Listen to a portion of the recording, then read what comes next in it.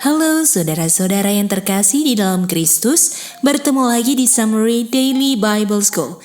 Dan di Summary kali ini kita akan belajar tentang pengetahuan yang benar bukanlah perbuatan yang benar.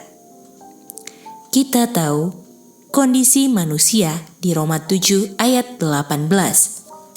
Dia memiliki pengetahuan akan yang baik, tetapi dia tidak bisa buat apa yang baik.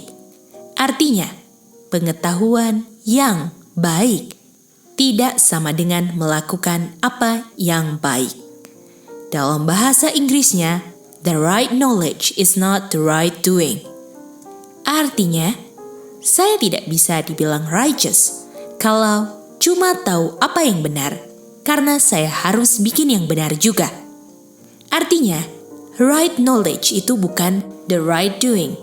Kalau semisalnya right knowledge itu adalah righteousness, maka doktrinnya bukan righteousness by faith, tetapi righteousness by knowledge.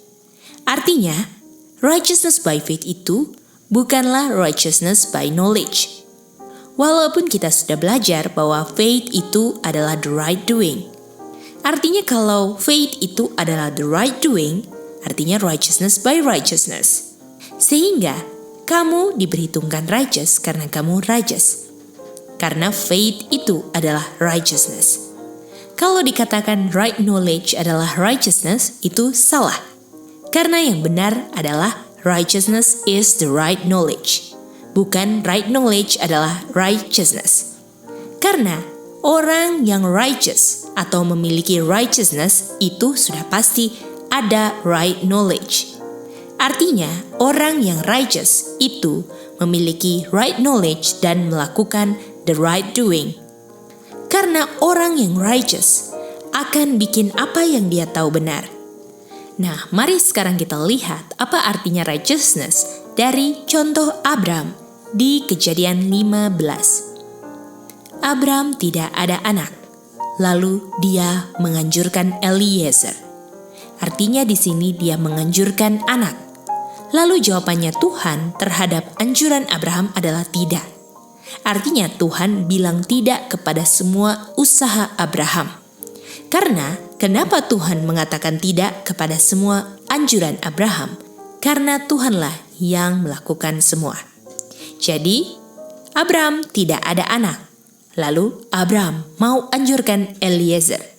Atau Abram bilang, saya tidak ada anak, saya mau anjurkan Eliezer. Dan kalau semua yang berhubungan dengan kata saya yang adalah Abram, itu tidak bisa buat apa-apa. Jadi di bagian Abram itu tidak ada kontribusinya untuk ada anak. Lalu Tuhan berkata, anak akan keluar dari kamu punya bowels, atau keluar dari rahim kamu, dan kamu di sini Abram dan Sarai itu satu kan? Jadi di sini kita lihat Abram akan ada anak, dan anaknya ini akan keluar dari bagian tubuh Abram. Loh, katanya tadi saya atau Abram ini gak bisa ada andil apa-apa. Karena kita tahu bahwa Abram ini tidak bisa menghasilkan anak. Dan cuma ada Eliezer dan usahanya pun ditolak. Artinya, walaupun ada bagian kamunya, ini adalah sesuatu yang kamu juga gak bisa bikin. Jadi sudut pandang saya atau bagian yang dibilang ada kamunya adalah sesuatu yang mustahil kamu untuk buat. Karena dari kamu punya kemustahilan, Tuhanlah yang akan hasilkan. Dan Tuhanlah yang akan buat kamu punya bowels yang tidak bisa menghasilkan apa-apa, bisa mengeluarkan anak. Jadi Abram di sini mau coba punya anak nggak bisa. Mau anjurkan nggak bisa. Jadi Tuhan di sini mau gunakan ketidaksanggupan atau ketidakbisaan Abram. Jadi artinya di sini kita lihat bahwa Tuhan itu memberikan perintah itu bukan karena saya bisa. Semuanya itu karena Tuhan yang bisa. Artinya kalau saya bisa, Tuhan tidak akan kasih perintah kepada saya. Oleh karena itu, makanya karena saya tidak bisa, Tuhan kasih perintah. Dan Tuhan bilang, lihatlah ke langit. Karena kamu punya anjuran itu worthless. Nah, dalam cerita ini Abram tuh disuruh menghitung jumlah bintang. Dan waktu menghitung pun juga Abram gak bisa. Dan disitulah Abram sadar bahwa yang bisa itu adalah Tuhan. Lalu dia bilang amin, dia percaya. Apa kesimpulannya? Ketidakbisaan Abraham, ketidakbisaan saudara dan saya adalah kebisaannya Kristus.